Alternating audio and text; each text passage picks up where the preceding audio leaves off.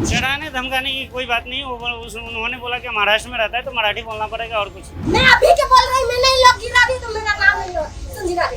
वही मैं बोल रही ना, सुन रहे मैं सुना के ही बोल रही बिहार कब से है? ये मेरा मजबूरी है इधर, मुझे मजबूरी है और कुछ नहीं। मुंबई के घाटकोपर का एक वीडियो बहुत ज्यादा वायरल हुआ जिसमें आपको नजर आ रहा होगा कि एक महिला कुछ लोगों से ये कहती हुई नजर आ रही है कि वो हिंदुस्तानी है, मराठी नहीं बोलेगी। विवाद जब बहुत ज्यादा बढ़ा तो उसके बाद ये पूरा मामला वायरल हुआ, उसमें और कुछ डेवलपमेंट्स हुए, लेकिन ये पुलिस तक ये मामला नहीं पहुंचा क्योंकि इसमें कोई शिकायत दर्ज नहीं कराई गई। इसमें एक और वीडियो अब निकलकर सामने आया है जिसमें आप देख सकते हैं कि कुछ महिलाएं इस दुकान पर पहुंचती हैं और उस संजीरा देवी से मराठी बोलने पर जोर देने को कहती हैं। उसमें वो माफ़ी भी मांग लेती हैं। बहुत ही सादगी के साथ ये पूरी बातचीत हुई। लेकिन क्या भाषा, जिस तरह से शुरुआत में ये आरोप लगाए जा रहे थे कि भाषा किसी पर थोपी नहीं जानी चाहिए, लेकिन क्या ज़बरदस्ती मराठी बुलवाना सही है? अब जो भी हो, आप देखिए ये वही मदन कैटरर्स है और कल हमारी इंडिया टीवी की टीम यहाँ पहुंची थी। संजीरा देवी से हमने बातचीत की। उनके पति इस वक्त यहाँ काम कर रहे हैं और ये हिदायत दी गई है पुलिस की तरफ से भी कि इस मैटर में दंपति बहुत ज़्यादा मुखर होकर बात न करें। लेकिन जिस तरह से ये पूरा मैटर सामने आया उसके बाद आप देखिए कि संजीरा देवी अब ऊपर बैठी हुई हैं। मीडिया के सामने बहुत ज़्यादा आकर वो बातचीत नहीं करना चाहती, सिर्फ इसलिए ताकि ये मैटर बहुत ज़्यादा खींचे ना।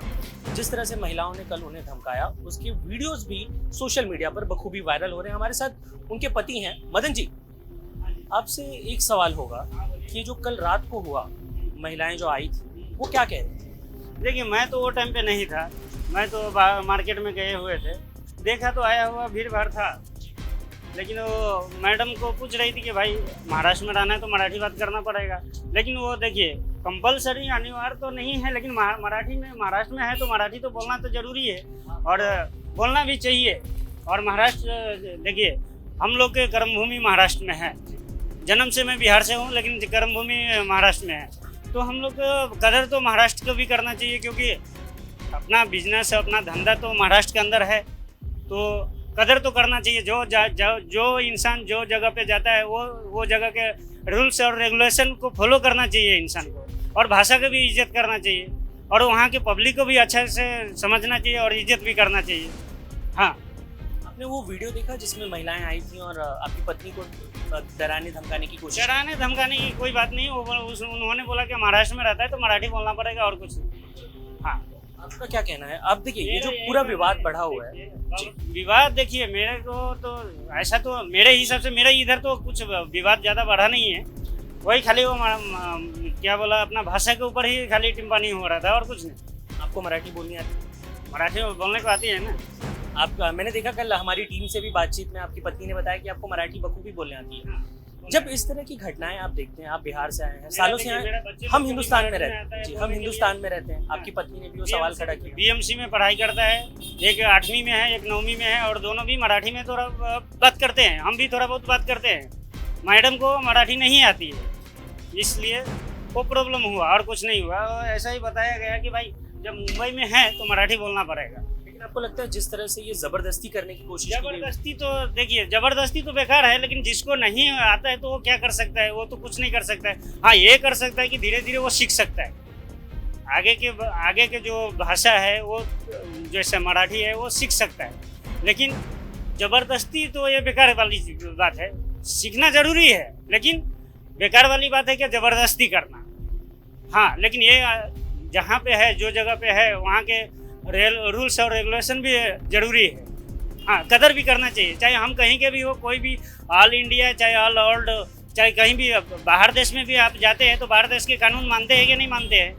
मानना तो जरूरी है ना, तो वो बात है। अच्छा, एक और सवाल होगा कि हमने देखा जिस तरह से ये पूरा वीडियो है, दोनों वीडियोस में नजर आ रहा है कि आपकी पत्नी ने बहुत अच्छी तरीके से चीज़ों को संभाल लिया।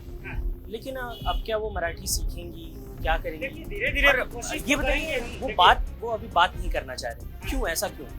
देखिए, उसका तबीयत सही नहीं है। एक तो प्रेशर के वजह से, और उसका तबीयत पहले से ठंडी और बुखार था, इसकी वजह से वो बात नहीं करना चाहती। हाँ, लेकिन किसी का दबाव और धमकाने की कोई ऐसा किसी का बात आया नहीं। और देखिए, अगर कोई डराया धमकाया होता तो मेरा होटल चालू नहीं होता था, मेरा होटल बंद हो रहता था। इसीलिए मेरे को कोई डराने धमकाने को नहीं आया। हाँ पुलिस की तरफ से कोई सिक्योरिटी वगैरह नहीं? हाँ, पुलिस की तरफ से बोला गया कि अगर बाई चांस कोई परेशान करेगा या धमकाने को आएगा तो मुझे कॉल करो, वो और मैं आ जाऊंगा, उसमें कोई दिक्कत नहीं। हाँ पुलिस पूरे सपोर्ट। हाँ, पुलिस बोल रहा है कि भाई जहाँ पे गलत है वहाँ पे हम है, क्योंकि हम तो रक्षा करने के लिए है ना। पुलिस कहने का मतलब वो तो रक्षा करने के लिए ही रहते हैं ना।